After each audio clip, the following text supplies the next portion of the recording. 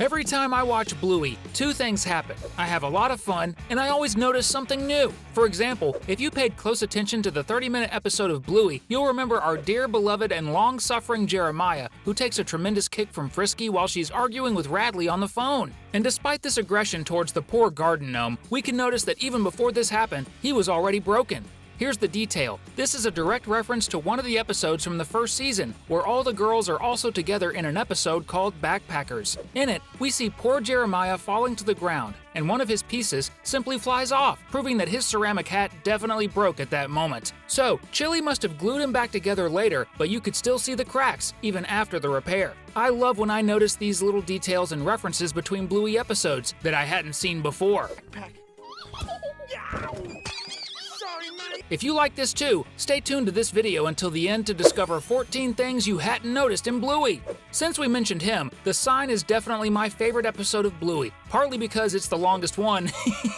But there's something that happens in it that few people have noticed. The healer's house is for sale, and there's a real estate agent named Bucky who's responsible for selling it. And even though he isn't as sad as the girls in Chili about selling the house, every time Bandit talks to Bucky, we can see his expression of displeasure. Many people don't realize this, but it's because Bandit already knows the agent from many years ago. If we go back a few episodes, in Dragon, we see that Bluey's dad says he loved drawing, which is also proven in the minisode Letter, where we see a little booklet written and drawn by him when he was just 5 years old. But the fact is, in Dragon, we see that Bandit gave up drawing after a boy in his class told him, in other words, that his drawings were terrible when he was 6 years old. Guess the name of Bandit's classmate? Exactly, Bucky. The same real estate agent selling the house. That's why Bluey's dad doesn't like the guy, but needs him to sell the house. But it seems that sometimes Bluey's dad still drew around the house and probably blamed the girls for it. This is clear when, in the Omelette episode, we see a drawing of a dog holding a sword on the piece of furniture in the Healer family's dining room.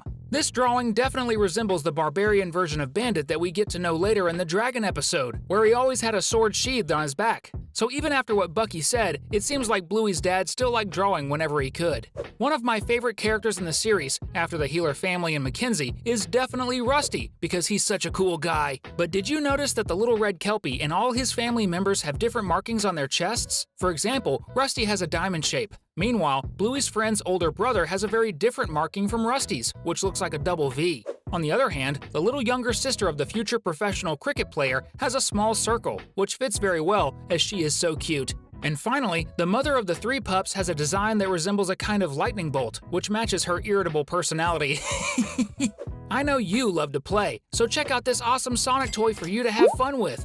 Click the link in the first pinned comment and take it home. Speaking of differences in Rusty's family, did you notice that even though the terriers are triplets, they are very different from each other? And we're not just talking about their fur color, but their specific details. For example, the lightest colored terrier has the least amount of fur on his snout, but has the second fluffiest chest among the brothers. Additionally, he has white spots on the folds of his ears. Next, the darkest colored terrier has a bit more fur on his snout, but less fur on his chest. And the third brother in the group has the most fur, both on his chest and snout, along with white spots on the tips of both of his ears. Now tell me in the comments if you hadn't noticed this before, because I hadn't, at least not until making this video. Talking about the appearance of Bluey's characters, at the beginning of the show, I had a bit of trouble distinguishing between male and female characters, just like you probably did, I'm sure. But what if I told you that the animators of the series know exactly who is which gender based on just two small details? Would you believe it? The first detail is that all male characters, except for Snickers, have slightly wider bodies than the female characters. And the other even more subtle detail is in the characters' eyes. All female characters have more elongated irises, while the black dots in the male's eyes are more rounded. Seriously, this is something you don't notice at first, but once you know it, you can't stop seeing it. Another small detail that the animators use to differentiate boys from girls is the way the characters sit. For example, the female characters in the show always sit with their legs closer together, while the male dogs always sit with their legs slightly more spread apart. This is so true that when the girls are playing and pretending to be male dogs, they sit in the same manner, like when Bluey imitates her dad in the Copycat episode, pretending to be at the vet and sitting just like him. Or in the Muffin Cone episode, when Bingo disguises herself as a man with a mustache and sits in a completely different way from how we're used to seeing her, indicating that she's imitating a man. This is really an interesting detail that's quite hard to notice. In the same episode where Bingo uses a disguise with a mustache, we notice another interesting detail. In it, the girl's cousin needs to wear a cone to prevent thumb sucking, so Bluey and Bingo come up with games she can still participate in, even with the cone. and one of them is playing ballerina. In the scene where we see the girl's cousin taking a few ballet steps, we notice they put several stickers on the cone, and one of them is a blue butterfly. So the question is this a reference to Flappy, that little butterfly that appears at the end of the Slide episode and also in the sign? Considering that in Bluey everything is interconnected, this is very likely. In fact, Muffin's ballerina game using the cone also seems to be a nod to another episode from the second season, where Bluey's cousin wants to imitate a ballerina during the card game. If you really love cartoons, we have some incredible news for you! We've launched a new quiz channel. In it, we'll test our knowledge about our favorite cartoons and movies, like Bluey, Peppa Pig, and many others.